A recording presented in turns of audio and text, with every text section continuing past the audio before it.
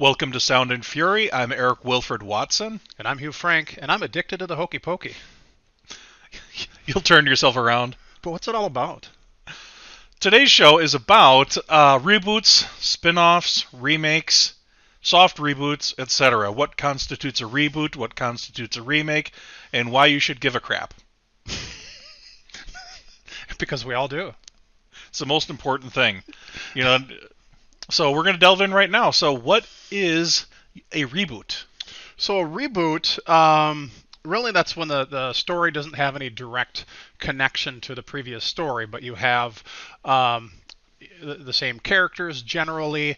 A good example would be Man of Steel, where you have the Superman property. You have Superman again, but it's not the same characters, not the same storyline, which would differ from a remake.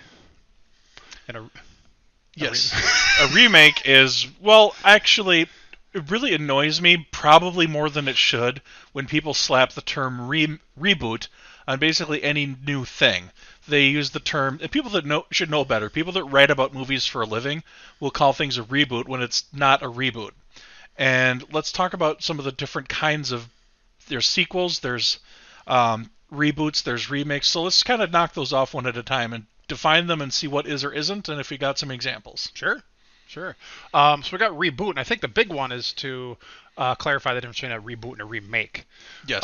And a remake is essentially the exact same movie, just done over, just with different actors. Some really good examples of remakes, Gone in 60 Seconds. There was a 1974 version. There was a 2000 version. It's essentially the same movie, just with different actors. Red Dawn.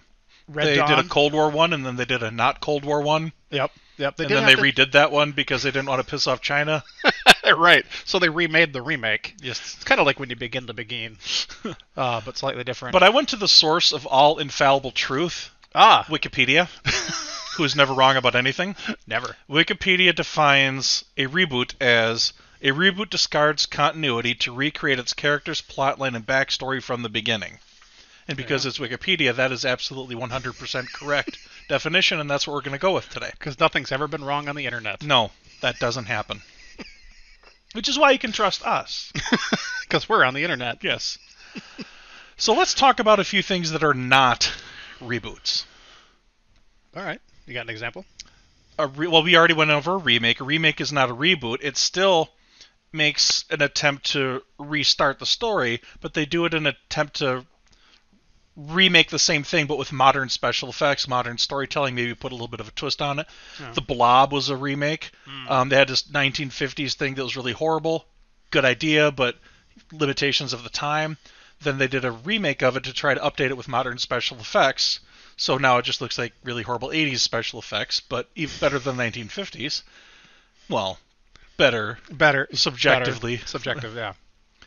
So a remake is not a reboot, but they will still call it a reboot. Yeah, and that's the irony of the Jay and Silent Bob reboot. It wasn't a reboot. It was not a reboot. It was really a sequel. It makes sense in the story, though. They're trying to prevent a reboot. Right, because originally there were other actors playing Bluntman and Chronic, and then some other actors, I think it was Jason Biggs and Dawson. Mm-hmm. I don't remember Dawson's real name. But nobody does. It's not on the internet. Don't bother looking. And then it was a couple other actors that were basically redoing the same story, but different. Get on with it! Another thing that is not technically a reboot is when you adapt a book into a movie and then somebody else adapts it into a movie again later. Ah. That's also been called a reboot. I've seen the new Dune movie referred to as a reboot, but they're not rebooting Dune. They're just making a movie out of the book. It's just a different adaptation. Mm-hmm. Yeah.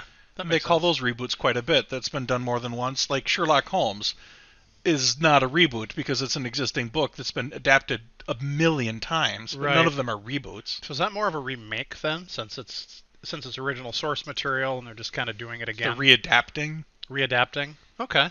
Yeah. But it's not a reboot. Kind of like ancient texts that are not written in English get translated differently, and depending on which translation you read, that you could get different messages, really. And Adam Sandler's The Cobbler movie is also not a reboot, even though he reboots as a cobbler, a shoemaker. Please cancel us. Help me. Help me. What else is not a reboot?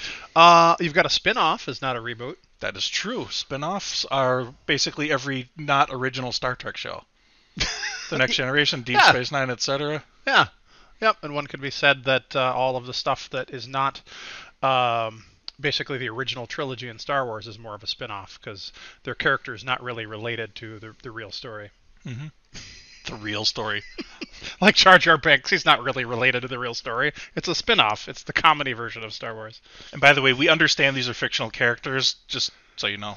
Yeah, me don't understand. They're the fictional characters. I do not understand fiction. There's no such person as Captain Taggart. My name is Jason Nesmith. I am a actor. We're all actors. He doesn't understand. Oh my God! Speaking of sequels, did we talk about sequels already? There's going to be a sequel to that movie. Is there? Yeah, Galaxy Quest. Nice. I did not know that. They're in the works for it anyway, somewhere along the way. I hope that happens. Yeah. So somebody will probably call it a reboot. Probably. Another thing that is not a reboot, but we're getting pretty close, is a soft reboot. Yeah, so that would be where it's kind of a sequel, but it ignores certain events. A good example that would be Superman Returns. Yes. Basically, if you ignore that, is it 3 and 4? If you ignore that they exist, then you've got Superman 1. Talking about the original, the Christopher Reeves version. You got 1, 2, and then Superman Returns. Even though it's a different actor, it's supposed to be continuity. And once again, we can't talk about Kevin Spacey. But anyway, there's a Lex Luthor character in there as well, and you just have to pretend that he's Gene Hackman, I guess. I didn't think Superman Returns was that bad. You just can't top Christopher Reeve, and they tried to make him as Christopher Reeve as possible. But Christopher Reeve. But it gave us Man of Steel, which I think is an underrated superhero movie. A lot of hate gets dumped on Man of Steel, but I liked it. Yeah, they were all right. All right. I mean, it's when you compare anything to the Marvel Cinematic Universe, it really kind of pales in comparison. But when you compare something just with generally other movies, then it was really good. I broke him. Wait, hang on. Time to reboot. Hey, it's the new Eric with the new beard. Yay. Or a colorful beard. Or a not dyed beard. I rebooted my beard. Is this show a reboot? Yes. Another good example of a soft reboot is Jurassic World. Ah, yes. It doesn't ignore any of the continuity of the original Jurassic Park movies, but it's a new set of characters, and they're starting the story over again from the beginning, right. But acknowledge that everything in the other movies has happened. Right. And that's an excellent way of reestablishing the franchise without disrespecting what came before. That's true. That's true. Matter of fact, the one guy even wears a Jurassic Park shirt, and everybody kind of shuns him as that being in bad taste because, it's like, well, we don't want to wear a shirt that pays homage to a park where dinosaurs ate a bunch of people, as dinosaurs are eating a bunch of people at the new park. Yeah, eating people is in bad taste. Oh, God. That was terrible, Dactyl. That was even worse. Sorry. I better check myself before I T-Rex myself. So let's talk about actual reboots, and I think that because there's so much media that describes properties as reboots when they're not. A true reboot is not as common as people think it is. No, it's really not. The first one that came to my mind as far as actual reboots would be the Batman Begins. Mm-hmm. You've got did they make? I can't remember if Michael Keaton was in 2, and then it was George Clooney and then Val Kilmer, or maybe vice versa. Other way around, but so the quadrilogy. Those movies are terrible. The first one was great. I mean, Michael Keaton. Oh, absolutely, it's a classic. I just meant the Val Kilmer and George Clooney. Yeah. Batman with nipples is the worst idea of all time. No. Why are you talking about my nipples? So yeah, the Batman Begins. So they basically had to start fresh, and they did not acknowledge that any of the other Batman movies or any Batman movie or anything existed at all. And they even had to go all the way back to the beginning before Batman actually really existed. You get to watch him become Batman. So that to me is a good starting point for talking about actual genuine reboots. Yes, and that was perfect. It was an step. I got a little tired of origin stories when it comes to superhero movies. That's why I think The Dark Knight is a better Batman movie, because Batman's already Batman when the movie starts. Right. And it takes way too long for Batman to begin being Batman and Batman Begins, even though it's called Batman Begins. I wanted Batman to begin a little bit sooner in Batman Begins, but once Batman Begins, it's really good. We need a Batman counter. Bing, bing, bing.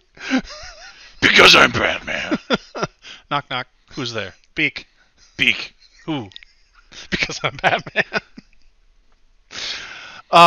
So that's a good one. So And the Batman movie that's coming out is also not a reboot. Oh, it's not. No, it's going to be another universe. So it doesn't. DC's kind of creating a multiverse. So Okay. they're basically That's madness. they're like unrebooting the things. They're like bringing them all into a single continuity and just saying that they exist on different Earths. Okay, so is that Batman also the same? I mean, it's the dude from Twilight, so is he also a vampire? Yes. Okay, because what's a vampire except for somebody vampire that turned into a bat? Yeah, Vampire exactly. Batman? Yeah, he's Batman Bat. Man.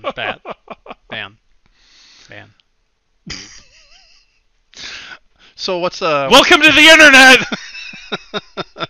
It's all true. All of it. Another great example of a reboot is James Bond. That was a quintessential reboot that was necessary to be done. I don't know if there's ever been a reboot that was more necessary to save a franchise than what happened when they rebooted James Bond with Casino Royale. That's true.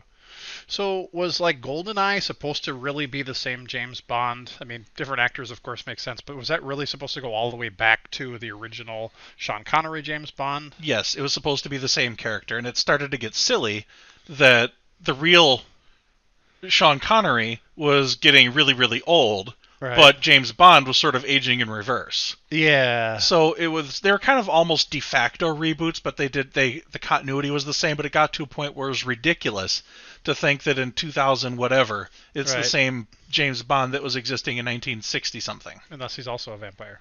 That is true. Does he sparkle? That'd be a twist. I sparkle like a vampire. No, Mr. Bond, I want you to eat garlic. This is where we stop being funny and just start embarrassing ourselves. But please subscribe. Sounds good. So what's another good genuine reboot? Because that was the first one that came to my mind. Battlestar Galactica. Ah. I adore that show. I have no love for the original Battlestar Galactica, so I'm probably the right target audience. I'm aware of its existence, but I tried to watch the original Battlestar Galactica, and it's embarrassing and horrible, and it's a Star Wars ripoff, and it just, aside from the camp unintentional comedy, I can't watch it. But the new Battlestar Galactica, I guess I shouldn't say new, it's like 15. It's like over a decade old. Yeah, Actually, it's like it's 15 old, years it's old now. again, but Yeah. new relatively, is one of my favorite shows of all time. Yeah. Good Highly call. recommend it. Good call. So we know what a good reboot is. We've also got the soft reboots. What are some of the better remakes that you've come across? Well, I can talk about some bad remakes. Total Recall didn't need to be remade. No, it really didn't. They didn't even get your ass to Mars. Yeah, I never saw it. I didn't bother. Most remakes I don't actually bother seeing. Psycho was a bad remake. They remade Psycho? Yes, they did a shot-for-shot remake. Tell me. They did a shot-for-shot remake where it's the exact same movie, camera angles, all the same, dialogue the same, everything's exactly the same, except made by less competent people and less entertaining. Which actually shows the genius of Alfred Hitchcock. Somebody tries to copy exactly what they do and it doesn't work. Well, what did he do that it did? Right. He did it first. It was fresh. It wasn't even that. If you'd never seen the original Psycho and just watched the remake, it's not really good. Which you can't really explain why it isn't, because it's the same movie. I could think of the worst remake ever. Oh no. The Producers. So the original producers was just one of the funniest movies ever. The new one with Matthew Broderick, probably 2007 or 8 or whatever, is is the first movie that I was unable to watch more than a minute of. With Matthew Broderick trying to be Gene Wilder for like 10 seconds, that's all I could stand, and I popped it out of the DVD player and brought it back. I actually like that movie. I'm so sorry. So sorry. It went on way too long, but it had some genuinely good moments. Yeah, I don't know. But I get it. Yeah. Here's something controversial. Uh-oh. JJ Abrams did not reboot Star Trek. No, because it's a different continent. It's back to that multiverse kind of thing, right? Somehow this movie, and I can't think of another example like this, somehow it's a reboot, a sequel, a prequel, and a spin-off all at the same time. Wow. Good job, JJ. I mean, it's a prequel in that is Kirk, first getting on board the Enterprise. Right. It's a sequel in that old Spock, travels back in time, so it actually takes place as a sequential events for him. Okay. And it's a reboot because it's new Enterprise people. Right. And it's a spin-off because it's actually different characters in a different universe doing a different thing. Wow. So it is a sequel, prequel, reboot, and remake all at the same time. And a spin-off. And yeah. Wow. Made my head spin off. Wow. Well, so then why did he screw up Star Wars so bad? He didn't. No, he didn't. He made He didn't. The Force Awakens, which was a phenomenal soft reboot. Right. That's a good example of a soft reboot. It is. And the Star Wars sequel trilogy could have been amazing had he done all three of them, I think. Yes. Or if Rian Johnson did all three of them, or if one consistent voice did all three of them, or anybody did all three of them, but to have like the tug of we already made a video on this. But if Rian Johnson would have set out to make a sequel trilogy, it would have ended after the first book when everybody died. Cool. So what's your favorite remake? You asked me that already and I didn't answer. I did? Yeah, I told you what my not favorite remakes are. I can't think of a good remake. That's the problem. Oh, okay. Well, my I guess 3 that I could think of. Oh, The Blob is a good remake. The Blob is a remake? Okay. So Ocean's 11. Ah, that is a good remake. It's actually a good remake. And I mentioned Gone in 60 Seconds. And then The Longest Yard is another one. That's actually that is a good remake too. I don't know why I didn't think of that. Yeah, that is an excellent remake actually. Yeah. Even though it's got Burt Reynolds is in both. Burt Reynolds is in them both, but he's different characters. He plays something Crew, right? Paul Crew, something like that. Is I that don't main remember. character's name? I just think of him as Burt Reynolds. Yeah. But he's the main character in the first one in 1974, and then he's a supporting character in the 2005 version of it. So that's a good one. And I honestly have not seen any of the old versions of any of those movies that I just mentioned. The reason I put them in the kind of the top of my remake list is because they seem really good as they are, and they're just good movies. And then ironically, the remake of Ocean's 11 became then sequels, and then a spin-off. So you had 11, 12, 13, and then they had a spin-off, which was remake turned into a reboot, which turned into a spin-off, which was Ocean's 8, which is Billy Ocean's sister, played by Sandra Bullock, and she goes off and has her own shenanigans. Our shenanigans are cheeky and fun. Yeah, I mean, his shenanigans are cruel and tragic. Which makes them not shenanigans at all, really. But Ocean's 11 was such a good remake that it accidentally rebooted the franchise. Ah, that's true. All right, and it wasn't even JJ Abrams. So it ended up being a reboot of a remake of a spin-off. Mission Impossible was a good reboot, a true reboot. I never understood the title Mission Impossible, because it can't really be if they accomplish the mission in the end. They work for the Impossible Mission Force, which is a bad name for an agency. Yeah, because I mean, shouldn't it be Mission Highly Improbable? Mission Improbable. Mission 3,720 to 1. Never tell me the odds. There you go. So speaking of spin-offs, do you want to talk about that for a minute? Yeah. Okay. So here's an interesting. So there was back in the 70s, and this is where the whole world owes itself to George Lucas, really. You know how? Have you ever seen My Big Fat Greek Wedding? Yes. and the older guy, he can tie anything to, like, all words have a Greek origin somehow.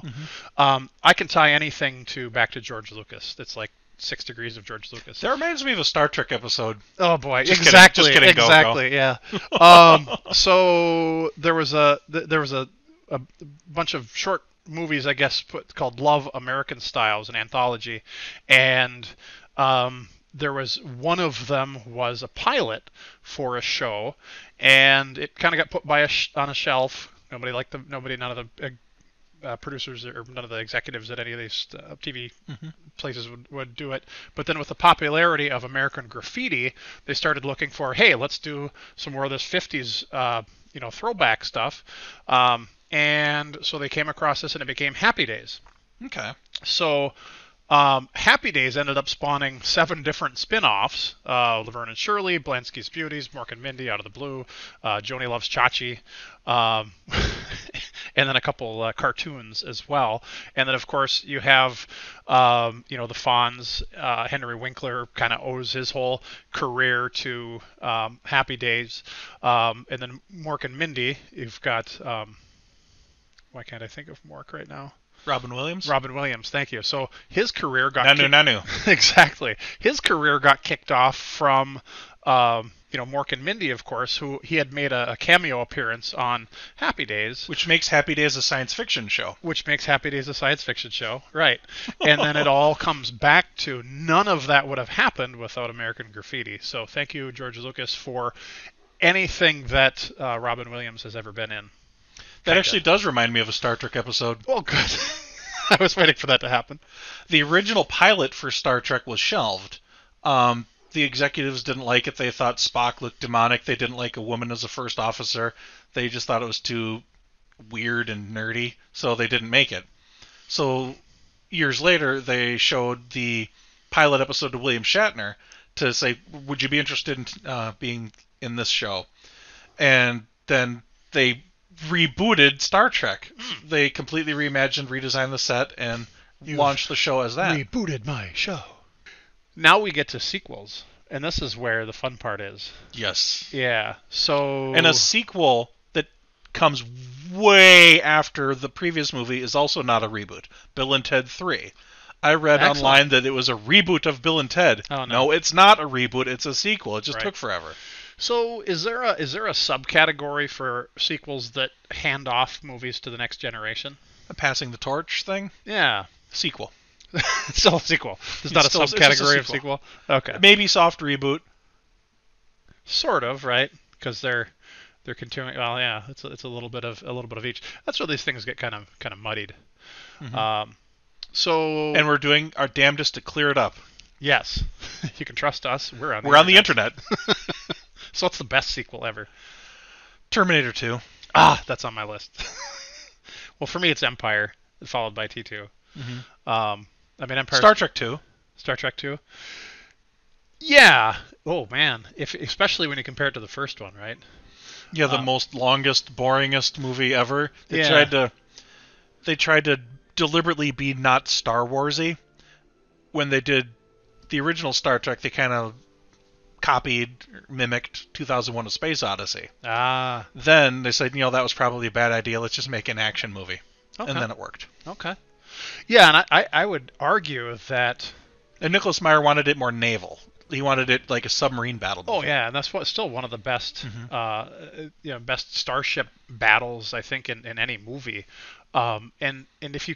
even the special effects they've held up okay, and just the maneuvering around and stuff is just really good. So, that's a really good one, and I would argue that Wrath of Khan is the best, in my opinion, of the Star Trek movies. The same way Empire Strikes Back is the best of the Star Wars movies. It's like that second go around. They beat the classic sequel syndrome, which I might as well just define for those of you who haven't already kind of sensed that many sequels are just rehashes of the first one and therefore kind of suck. And we could go down a list probably 3 miles long of Caddyshack 2. Caddyshack 2, yeah, starting. So So they really beat that classic sequel syndrome, and instead of trying to retell the story, they actually continued it and came up with, here's the next chapter. Here's actually something that's going on. So worked out really well for both of those movies. So yeah, here's an interesting when it comes to sequels. You have Blues Brothers, and then you have Blues Brothers 2000. And Blues Brothers 2000, I would say, when you compare the two, is not even close. So the beginning of the original Blues Brothers, you've got John Belushi is waiting in the Joliet, Illinois prison. He's waiting to get out. Dan Aykroyd comes to pick him up, and they go off and they start the movie. When it came to Blues Brothers 2000, even though that was a far inferior movie, and as far as sequels go, is kind of the opening where Dan Aykroyd is waiting for John Belushi to show up, and I've never felt a larger lack of presence in a movie than that one. I mean, you just realize who's supposed to be there, and it's actually making me tear up a little bit thinking about it like that. It's like, no, John Belushi, you're supposed to pull up in the old car and start your adventure, and he never shows up. So. Yeah, they own the fact that he's not there, Yeah. and do the best they can. But yeah, to fill that void, I mean, that was a loss, and they fully embraced that in the movie that it was a loss. And and you mentioned Bill and Ted too. They do the same thing with Rufus, right? George Carlin. Yeah, with George. I mean, George Carlin's gone. What are you going to do? You can't make a Bill and Ted movie without George Carlin, or at least acknowledging the fact that he's not there. So I mean, what do they show up in the future, and there's a statue to him, and you can see like the hologram of him and stuff. And if I was gonna pay homage, that's exactly how I'd do it. So that worked out pretty good too. Speaking of homages. Homage. Exactly. Sort of like they had a Leonard Nimoy statue in the Star Trek Online video game. Okay. I could see that. Let's talk about books. Oh yeah, I suppose that's a whole nother thing. One cliche that I am kind of against is books are better than movies. But in this case, books are better than movies in the sense that they do not suffer from the reboot plague. There are not a lot of book reboots out there. No, I guess there's not really, is there? There's a few de facto reboots. The Hardy Boys. Oh, yeah. They've been making books since 1927. And those Hardy Boys are Hardy men now. Actually, they're Hardy great-grandparents. Mystery of where my teeth went. Yeah, they're not. They're obviously not 110 years old. No. So, well, when 110 years old you reach, Solve Mysteries is good. You will not. But they never did a proper reboot. They just always take place now, and they're like perpetually never aging characters. Yeah. So it's kind of a de facto reboot where it's obviously not the same continuity as it was in the 30s. Similar to The Simpsons or South Park or whatever. They're just the never aging characters. Does that Yeah. become a de facto reboot then? I guess it kind of does, yeah. Think Nancy Drew books did the same thing? Yeah, now there's a Nancy Drew series, I think, out there, too. There's going to be a Hardy Boys TV show now. Oh, cool. James Bond books have also never really technically been rebooted. However, the same thing happened with the books as happened with the movies. It's ridiculous to think it's the same character from, in this case, the 50s, because the books date back even further than the movies. So they continued the book series on after Ian Fleming passed away, with like 10 different authors, not counting comic book authors. So they did the same thing. He became the perpetually never-aging character. Then they did things like have books that take place in the movie universe, books that take place in the book universe, and then books that are prequels to the books. They have books that take place before the first book, and I just went cross-eyed. But here's something that's really weird. Moonraker and what was the other one here? Moonraker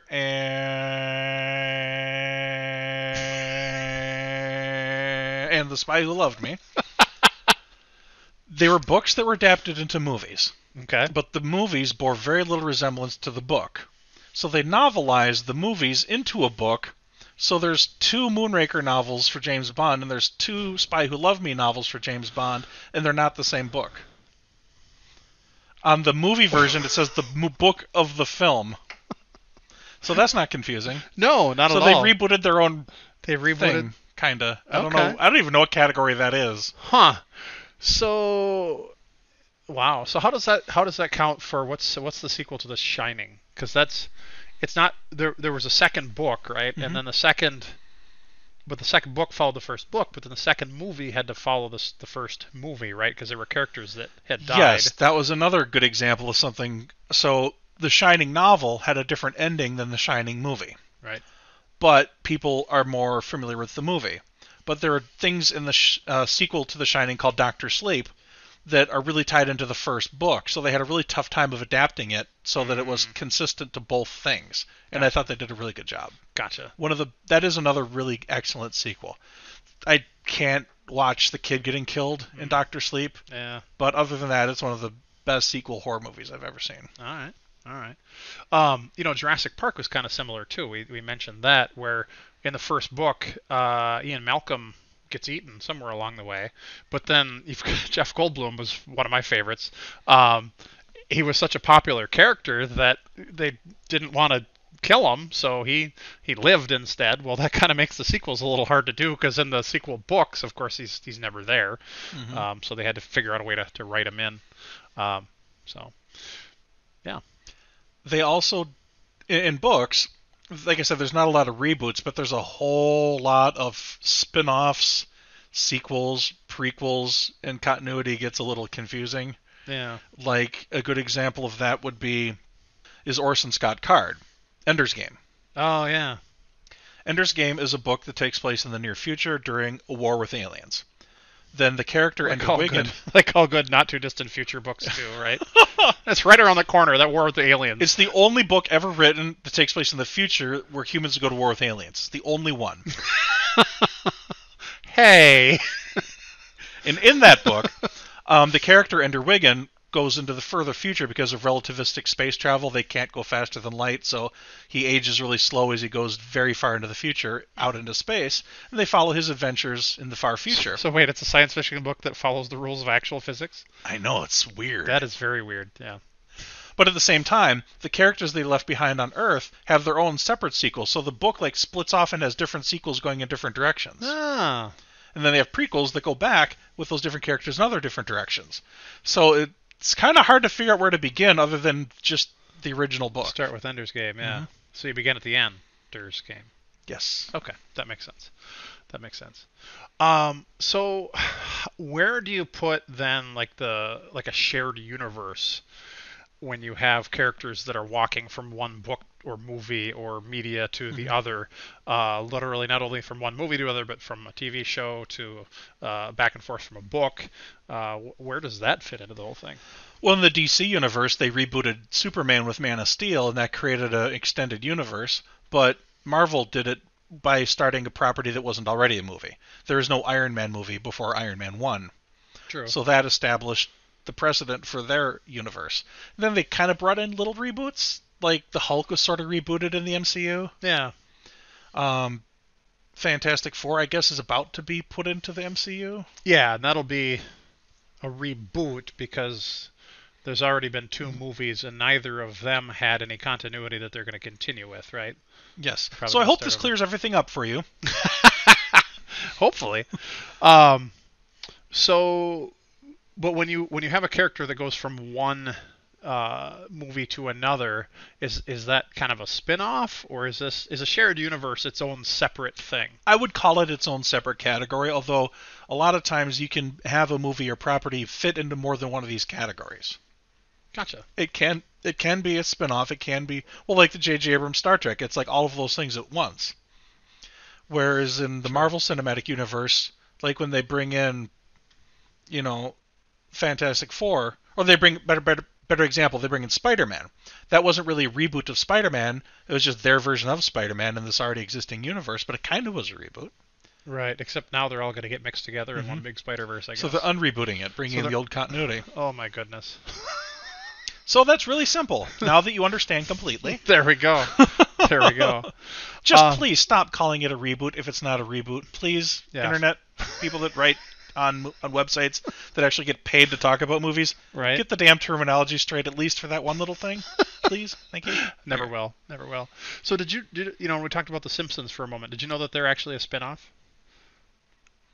You know, I think I did know that, but I can't remember what a spinoff of. Tracy Ullman show Okay. from way back in like 1987 or something like that. So yeah, they've actually they're one of two shows I can think of where the spinoff actually lasts longer than the original show. I don't think Tracy Ullman was on for more than just a few seasons, but the Simpsons have been, they're past 30 now, right? Frasier, maybe? Frasier's the other one, yeah. Okay. Yep, Frasier actually I think lasted for 12 years, and I think Cheers was only 8 or 9. The original Star Trek was only 3 years. Oh, yeah? Next Generation, Deep Space Nine, Voyager all got 7 seasons each. Enterprise got 4.